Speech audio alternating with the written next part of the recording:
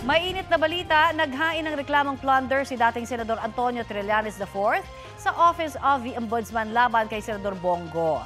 Kaugnay po yan sa pag-abuso umano sa pwesto ng senador para maibigay ang ilang government infrastructure projects sa construction companies ng kanyang tatay at kapatid.